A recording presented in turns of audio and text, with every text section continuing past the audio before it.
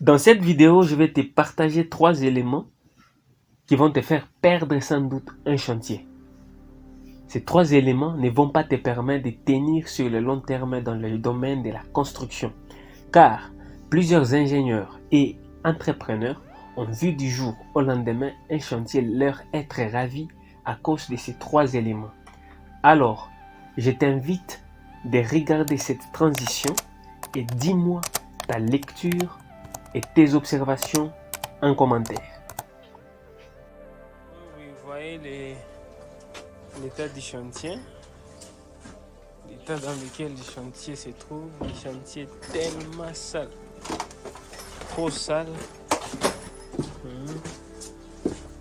Après même des coffrages.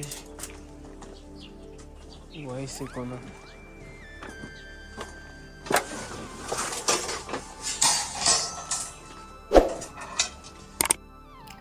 Bien, plongeons dans le vif du sujet et je vais te révéler les 3 éléments que j'ai pu détecter dans cette petite vidéo.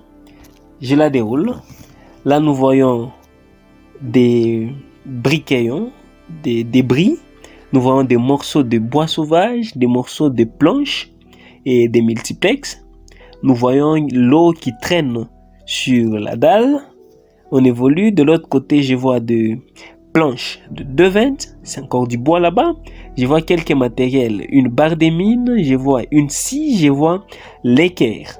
Je vois même des copales de bétonnage. On évolue. Donc des bidons là qui ont été coupés. On évolue. De l'autre côté, je vois des morceaux de briques. Je vois des ferrons. Ok. On évolue encore. Je vois là des cadres des poutres, je vois encore des multiplex, 2,20, je vois une échelle. Autre chose, ici je vois un fût de stockage d'eau. Ok, je vois des étais en bois sauvage, je vois 2 ferrons ici, je vois un tuyau d'arrosage. Là, nous avons une rallonge et une disqueuse. Ok. Ici, ce sont des ferrons qui sont stockés là. Je vois une boîte de l'autre côté. Voilà, tout un tas de matériaux de différentes natures que nous avons observé dans cette petite vidéo. Bien, le premier élément, nous voyons ici un mauvais stockage de matériaux et matériel. Cette vidéo, je l'ai prise à 6 heures sur un chantier. Comme vous pouvez voir, nous avons du bois. Ces bois viennent après un travail de décoffrage. Ok, le bois vient, ce sont des bois de décoffrage. Et les travaux sont en cours sur ce chantier. Nous voyons de l'autre côté là du matériel. Ici, nous avons des scies là-bas. Nous avons l'équerre. Ok. Nous avons même des copales, ce qui signifie qu'il y a un bétonnage qui était en cours. Voilà. Ici, les matériaux sont rangés pêle-mêle. Pourtant, pour faciliter le travail, ces matériaux devraient être stockés. Les matériaux similaires devraient être stockés en un endroit, en un seul endroit. Cet entreposage des matériaux en désordre favorise le vol et peut même créer l'usure à certains matériaux. Des scies, des lattes, des scies, des truelles, des niveaux, les quais laissés tels quels et en pleine saison de pluie, ces matériaux risquent de se rouiller et de s'abîmer. Voilà, et non seulement ça, plus loin nous avons vu, là on avance encore, une disqueuse, voilà, juste à ce niveau, une disqueuse et une rallonge.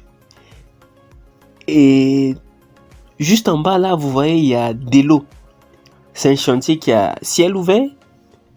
Nous voyons une disqueuse. Cette disqueuse pourrait même blesser les gens, les travailleurs.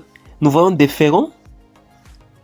Il y a même des ferrons qui qui n'ont pas été coupés en plein couloir là. Ok? Ceci avec inconvénient de pouvoir blesser les travailleurs, les artisans qui sont sur chantier. Donc le premier point, c'est le stockage des matériaux. Nous voyons ici un mauvais stockage des matériaux sur chantier. Tu commets cette erreur constamment sur ton chantier. Rassure-toi que les matériaux te seront volés. Et non seulement ça, et il y aura des incidents sur le chantier. Le deuxième élément, nous voyons un manque de planification du housekeeping. En principe, chaque partie de votre chantier de construction doit être en ordre.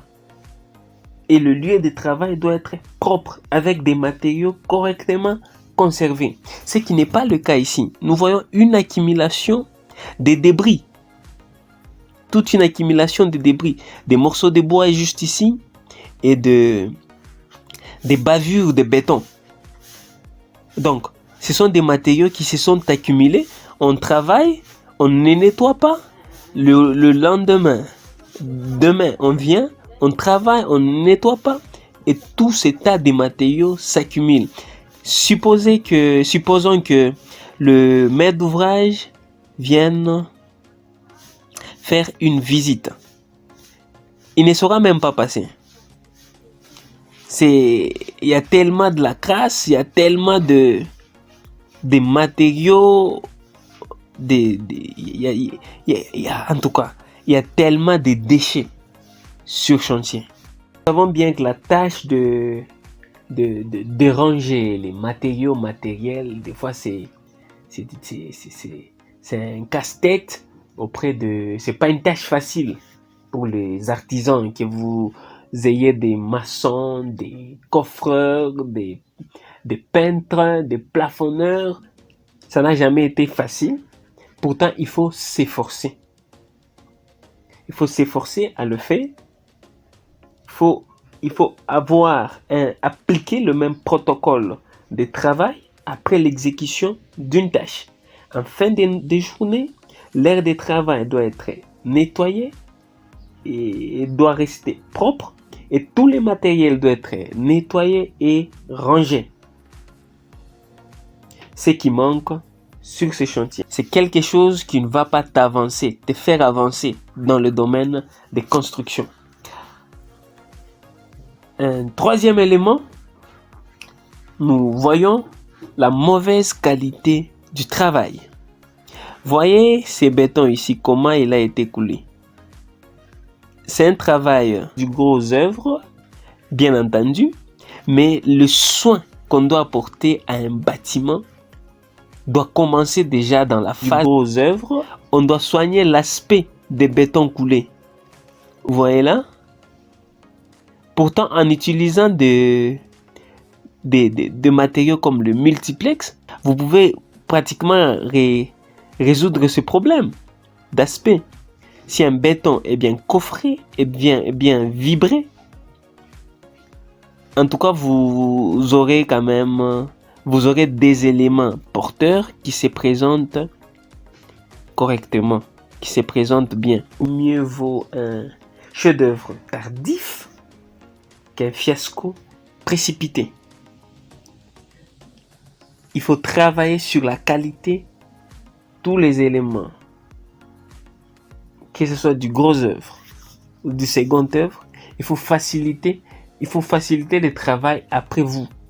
Vous faites un travail, ne donnez pas beaucoup de boulot à ceux qui vont suivre après.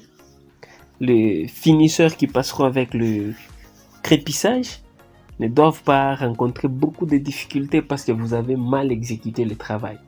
Voilà, je vous garantis, si vous commettez ces erreurs sur votre chantier, vous allez le perdre sans doute.